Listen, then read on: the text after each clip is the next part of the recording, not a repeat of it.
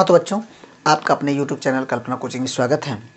आपको यहाँ पे आज कक्षा 12 में अनसॉल्व पेपर जो आपका चल रहा है सेट 324 EY, उसका आपका क्वेश्चन नंबर 6 का खंड है अवकल समीकरण आपका x + 3y² ddx of y = y को आपको क्या करना है, हल करना है। ठीक है, आपको इसको हल करने के लिए सबसे पहले आपको ये कन्फर्म करना पड़ेगा कि आपका ये अवकल समीकरण है किस प्रकार का। आपको हमने बताया था, इसके पहले भी वीडियो पड़ी हुई है। अनसॉल्व पेपर चूँकि आपका चल रहा है तो क्वेश्चंस टॉपिक्स के रिपीटेड क्वेश्चंस आ रहे हैं, इसलिए हम ये पढ़ा चुके हैं। हम अभी आपको वर्तमान में दो चीज़ें नहीं पढ़ा रहे हैं। इसमें जो टॉपिक्स में जो क्वेश्चंस आ रहे हैं, एक रैखिक प्रोग्रामन के आ रहे हैं, दूसरा आपका फंक्शंस की बात कर रहे हैं। ठीक है, रैखिक प्रोग्रामन और फंक्शन ये दो टॉपिक्स के क्वेश्चन नहीं आपके करा रहे हैं, इसको भी हम जल्द ही करवाने वाले हैं। ठीक है, क्योंकि ये टॉपिक्स बहुत अच्छे हैं, बहुत ही अच्छे हैं। ठीक है, बहुत ही आसान भी हैं, बहुत ही अच्छे भी हैं। क्वेश्चंस आपको बड़े आराम से हो जाएंगे, इसलिए हम प्रयास करेंगे कि उसको बहुत अच्छे से आपको अच्छे से समझाया जाए। ठीक है, पहले आप अवकल समीकरण यहाँ पे देख लीजिए। ये क्वेश्चन है 6 का आपका अवकल समीकरण दिया गया है आपका x + 3y² ddx of y = आपका y। अब ये आपको कंफर्म करना है कि ये वेरिएबल से वेरिएबल से लगने वाला है, या होमोजीनियस इक्वेशन बन रहा है, या आपका ये लीनियर बन रहा है। अब ये कैसे आप कंफर्म करेंगे, इसके लिए आप देखिए, क्या आप इसमें x और y को अलग अलग, यानी dx के साथ x वाले पार्ट को कर लो, dy के साथ y वाले पार्ट को कर लो, तो ये संभव नहीं होने वाला है। कारण कि अगर आप इसको यहाँ पे लेके जाओगे, यहाँ से ले नहीं जा सकते क्योंकि ये dy/dx के साथ रहेगा, तो ऐसा तो नहीं होने वाला। अब होमोजीनियस की बात हमने आपको बताया था कि होमोजीनियस में आपको पहचानना है क्या है। यहाँ पे पावर कितना है, 1 है। यहाँ पे पावर कितना है, 2 है। यहाँ पे कितना है, 1 है। यहाँ पे 1 है, यहाँ पे 2 है। तो क्या होमोजीनियस में इक्वेशन सेम आया क्या? अगर सेम इक्वेशन नहीं आया तो फिर आप होमोजीनियस कैसे मान सकते? होमोजीनियस बन ही नहीं रहा।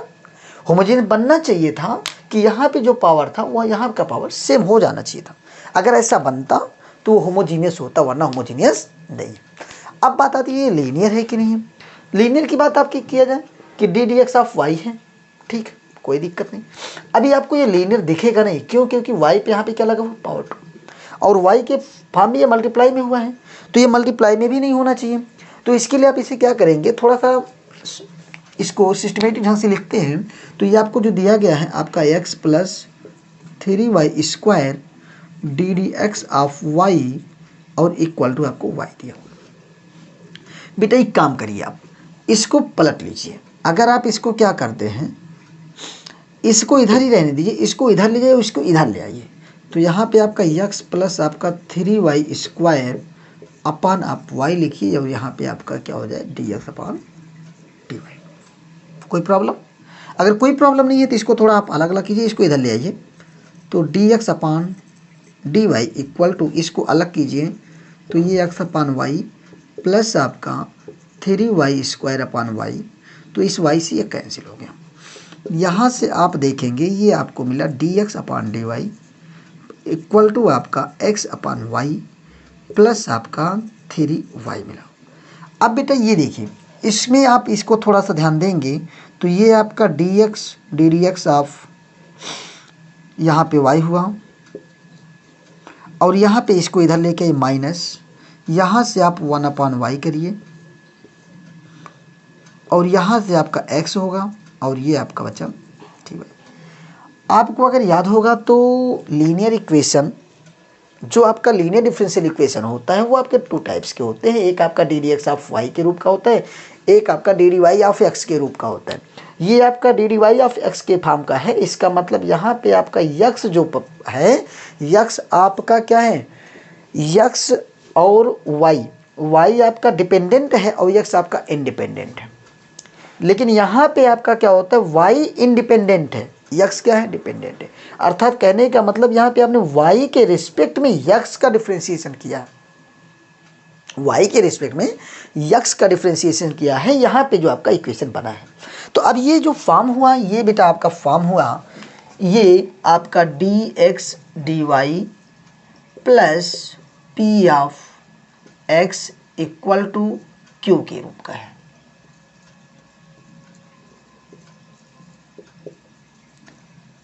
किसके रूप का है, ddx ऑफ y या dy of x plus px = q के फॉर्म का है, जहाँ पे p और q दोनों के दोनों y के क्या होने चाहिए, वाई के फंक्शन होने चाहिए।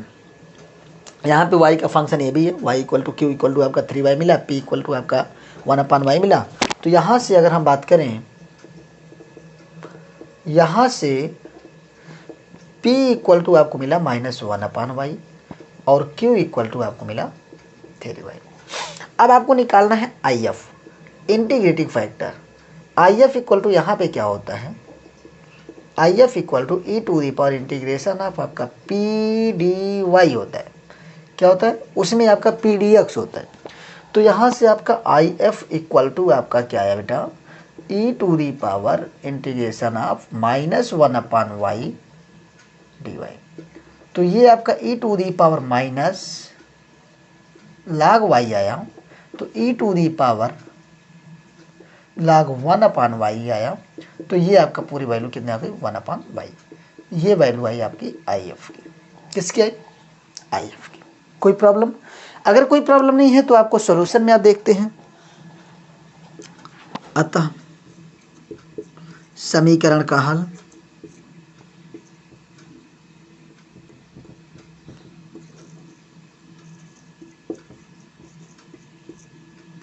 ये क्या होता है, इसमें x into IF equal to integration of q into IF dy plus C, ये होता है। उसमें आपका यहाँ पे y into IF equal to integration of q into IF into DX होता है, लेकिन यहाँ पे क्या मिलेगा, dy मिलेगा। ठीक है, तो यहाँ से x इंटू आपका 1/y आया equal to integration of q कितना मिला है बेटा, q इक्वल टू 3y, यहाँ पे 3y इंटू आपका IF कितना मिला 1/y और यहाँ से आपका कितना मिला dy प्लस सी, YC y कहते हैं। यहाँ से आपका x/y equal to integration of आपका 3dy और प्लस आपका c हुआ। यहाँ से आपका x/y इक्वल टू आपको मिला 3y प्लस सी।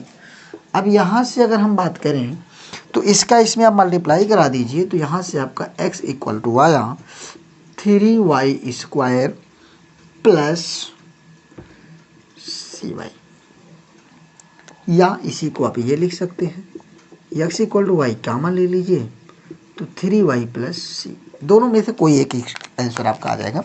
ये आपका सॉल्यूशन हुआ। ठीक है, तो आपका अवकल समीकरण में आपको ये पहचानना जरूरी होता है। कैसे आप पहचान पाओगे कि आपका लीनियर है या होमोजीनियस है या वेरिएबल सेपरेबल में है, तो आपको खैर दिखता है, ध्यान से देखेंगे तो दिखेगा, आपको स्पष्ट होगा। लेकिन ये कब दिखेगा आपको, जब थोड़ा आप प्रैक्टिस ज़्यादा किए रहेंगे। जितना ज़्यादा आप प्रैक्टिस किए रहेंगे उतनी ज़्यादा आपको कंफर्म हो जाने लगेगा कि हाँ हमको क्या फार्मूला लगाना है, कब लगाना है, कहाँ लगाना है, कैसे लगाना है। ठीक, तो ये आपको क्वेश्चंस हो जाएंगे। ठीक है, तो ये आपका हो गया 6A। इसके बाद अगर हम बात करें,